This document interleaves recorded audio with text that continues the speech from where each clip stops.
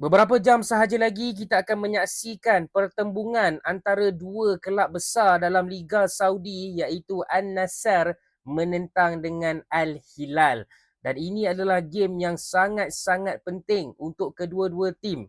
Boleh kata siapa yang menang game ni, dioranglah yang akan menjadi juara Liga Saudi pada season ni. Untuk peminat-peminat Ronaldo, Walado, confirm lah nak Ronaldo menang kan malam ni kan. So, jom kita sembang sikit sebelum tu. Korang yang minat konten-konten bola sepak boleh tekan butang follow dekat sini dan tekan mantap. So, pada awal pagi nanti lebih kurang pukul 2 pagi waktu Malaysia kita akan nampak pertembungan antara dua bekas teammate Real Madrid. Di saat Real Madrid tengah barai, tengah kucak kacir sekarang ni, dua legend diorang iaitu Cristiano Ronaldo dan juga Karim Benzema akan bertembung dalam perlawanan Liga Saudi.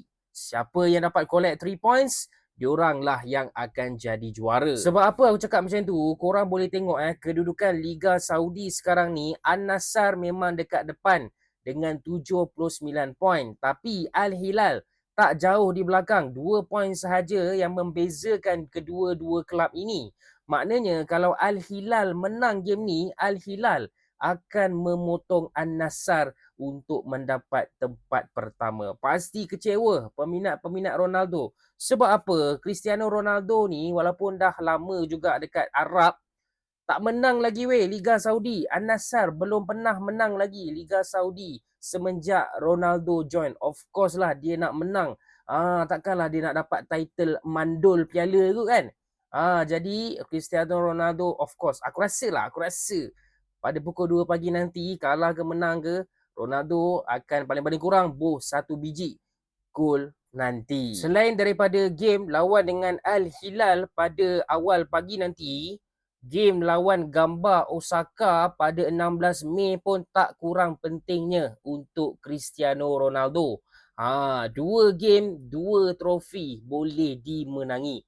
180 minit paling penting untuk Cristiano Ronaldo sepanjang dia menjadi player Al-Nassr. Tapi bagi aku kan, lebih baik dia fokus yang inilah. Sebab apa yang ini pun orang duk tanya-tanya tu. Kau ni mandul ke Piala Liga Saudi? Kata power sangat kan? Jadi Abang Do harapnya akan cubalah untuk menang yang ini. Selain daripada Ronaldo dan juga Benzema, korang boleh tengok ada juga bekas-bekas player EPL, player Bundesliga. Korang boleh tengok. Ini antaranya lah kan.